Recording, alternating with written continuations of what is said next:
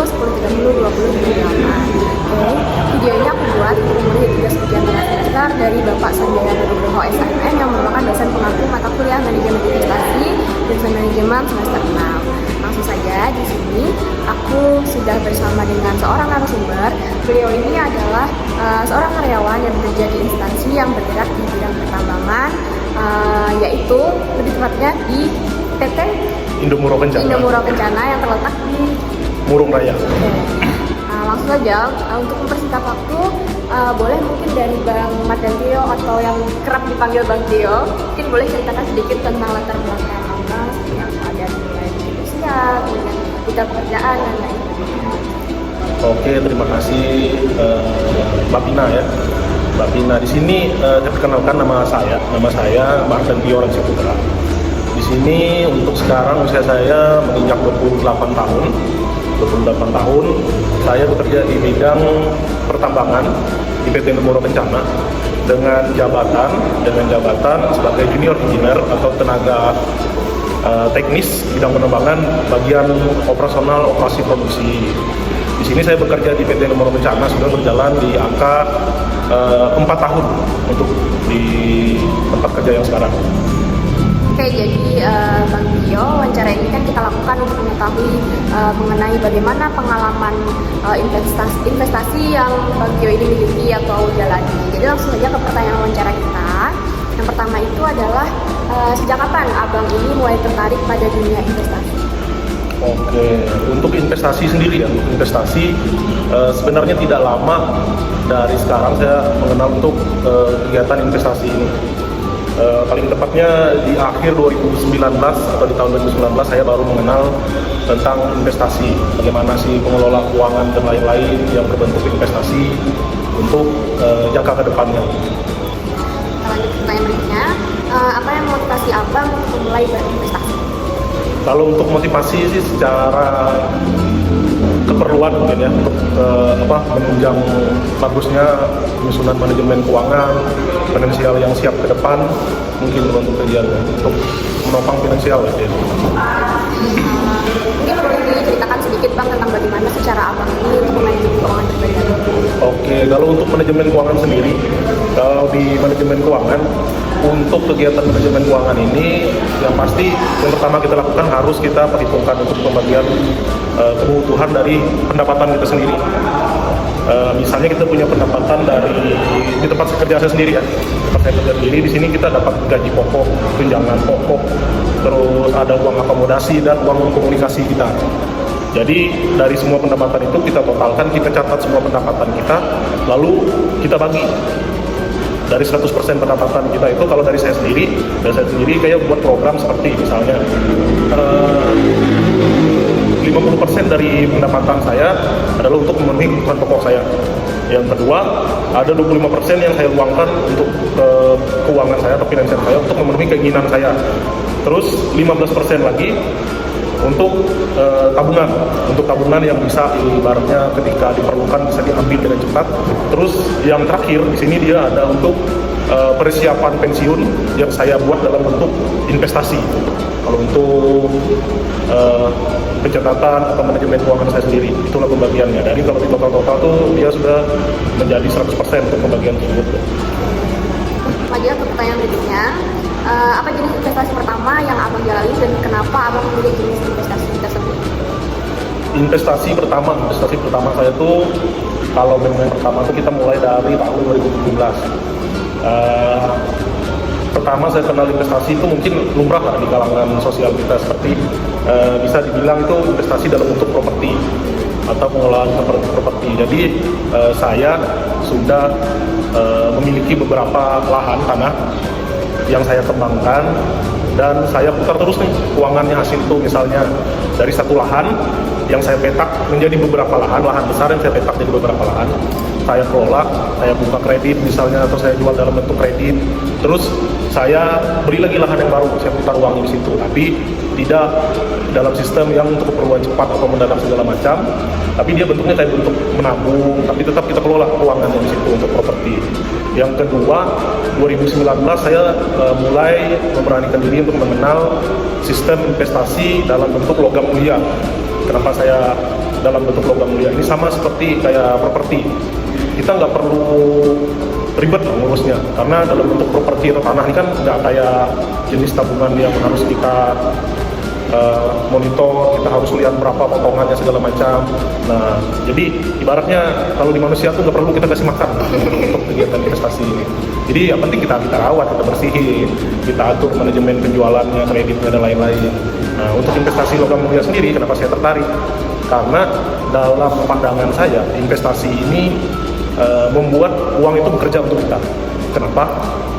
Ketika dolar naik, maka secara otomatis harga logam mulia ini juga akan naik. Di mana investasi ini kita akan membeli dalam bentuk rekening atau rekening bank, seperti rekening bank, tapi dia bisa dibentuk dalam output itu bisa dalam bentuk uang dan dalam bentuk emas. Jadi tepatnya emas di sini. Tapi hebatnya, menurut saya hebatnya di sini investasi ini, di mana ketika kita membeli dengan harga yang ada pada hari itu, kita juga nanti ketika memanen hasilnya, ketika misalnya 1 tahun selanjutnya, investasi itu akan dihargai juga dengan harga emas di hari itu. Jadi misal 2019 harga emas tuh masih di angka 600.000 per gram. Kita bandingkan per hari ini atau kemarin saya ada ngecek harga emas tuh sudah di angka 1.900.000. Bayangkan berapa kali lipat dia dari 600.000 tersebut. Ya. Jadi dengan itu kita dapat kita cuma beli, ibaratnya beli modal, tapi modal ini akan berkembang sendiri. Kita mewujudkan modalnya aja, kita beli emasnya, terus nominal uangnya dia akan berkembang sendiri nantinya. Mungkin itu sih. Keren-keren. Berikutnya Bang, dari tadi ada dua jenis investasi ya berarti. Dari kedua jenis investasi itu yang pernah atau sedang Abang jalani, menurut Abang mana sih yang paling menguntungkan? Sementara ini yang paling menguntungkan, karena menurut saya ya, kalau mau dipanen secara cepat atau outputnya bisa kita ambil secara cepat, logam mulia. Karena kalau untuk tanah ini dia per tahunnya dia tetap naik terus, dia akan dinamis juga perubahannya, dia bergerak terus kalau untuk tanah. Cuman yang pasti kan tanah nih harus strategis, harus pinggir jalan, luasnya harus besar, harus kita bisa bagi-bagi. Nah, kalau untuk emas sendiri, bayangkan dengan harga sekarang, kamu beli hari ini 1.900.000, kita tunggu nggak sampai seminggu lah, kita kasih seminggu ibaratnya. Tapi amit-amit nih, kayak COVID, ada periode COVID kedua. Ketika COVID tuh transisi sekali loh, COVID tuh mengubah harga dolar naik sekali untuk pasar dagang dunia. Jadi harga dolar naik, otomatis harga emas juga naik. Nah, tapi kita tidak mendoakan COVID, tapi sistem perkembangannya, maksudnya perkembangan dari nilai nominal harga logam mulia ini cepat dia berubah, karena dia mengikuti harga dari dolar dia. Jadi kita akan menahan uang kita dalam bentuk rekening atau dalam bentuk emas, tapi dia bekerja sendiri, tidak kita harus mengaturnya, ngeplotnya ke sana kemari, tidak perlu. Kita cuma beli, tunggu nominal ini berkembang sendiri.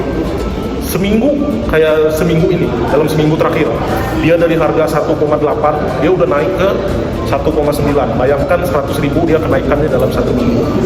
Dikali berapa emas yang kita miliki saat ini, itu kan dia. Kalau untuk tanah itu kan tadi lokasinya, luasannya, berapa kali kita bisa membaginya, itu elevasi tanahnya, beda tinggi segala macam, itu berpacu pada harganya lagi dia semuanya, kondisi aktualnya.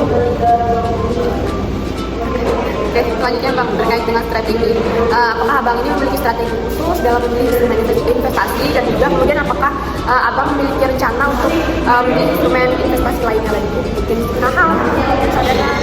Betul. Kalau untuk strategi seperti yang saya sampaikan tadi, untuk investasi seperti ini yang menurut saya perkembangannya dia bisa meningkat cepat, saya strategikannya untuk backup keuangan. Jadi untuk backup pensiun saya, karena sebagai karyawan yang bukan pegawai negeri lah, gitu kan, karyawan swasta, kita ini perlu jaminan di hari tua kita kasih pensiun dan lain-lain. Mau nggak mau, untuk investasi ini kenapa saya plotkan sebagai tabungan emas ini sebagai investasi di hari pensiun saya, karena perkembangannya dia cepat. Jadi ibaratnya ketika masa pensiun saya sudah terpenuhi, jadi saya bisa memutar siklus keuangan saya ke investasi yang lain. Misalnya kayak saham. Sebenarnya saya udah pernah coba saham, cuman karena perlu banyak belajar di bidang itu. Beda dia dengan emas, kita hanya memahami kapan dia harus naik, kapan kita harus beli ketika harganya mulai turun. Kalau saham kita harus ibaratnya kita bisa kepikiran nggak, kita harus melihat berapa sih pasar saham kita yang ada, pasar uang kita yang ada di dunia ini. Jadi kita harus ngikutin semua tuh perkembangannya. Kalau emas kita cuma monitor dolar naik berapa, harga emas naik berapa per gramnya. Ya. Oke, lanjut Bang. Ini terkait dengan risiko. Bagaimana sih Abang mengelola risiko dalam berinvestasi? Kemudian pernah nggak sih mengalami kerugian? Oke, kalau untuk sementara ini, kalau untuk kerugian, resiko yang ada tuh sebenarnya ya itu tadi, kalau untuk investasi yang dalam bentuk properti, terakhir pernah terjadi kayak ya, karena properti kan tanah, resiko terburuknya tuh ya hak milik kita bisa diambil oleh orang lain, ada sengketa dan lain-lain lah untuk properti. Jadi disitulah kita harus mengeluarkan dana lebih. Kalau untuk emas sendiri sih lebih ke instansi atau perusahaan yang menjalankan tempat kita berinvestasi sendiri. Makanya untuk memilih tempat kita berinvestasi kita harus yang diawasi OJK minimal, diawasi OJK, karena itu sebagai jaminan kita.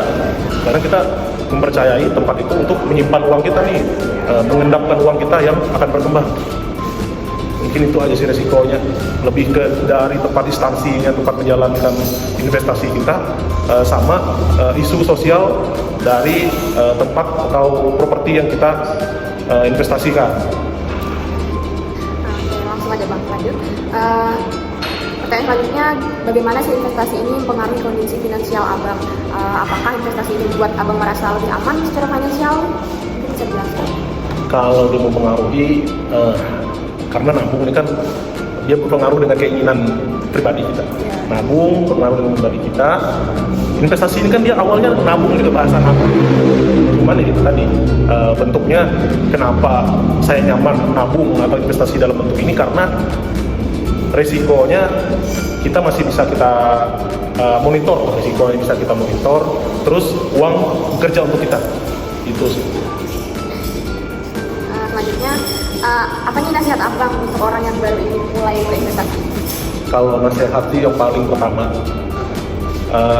jangan tiba-tiba investasi ke sesuatu yang berat atau memulai dari sesuatu yang loncat.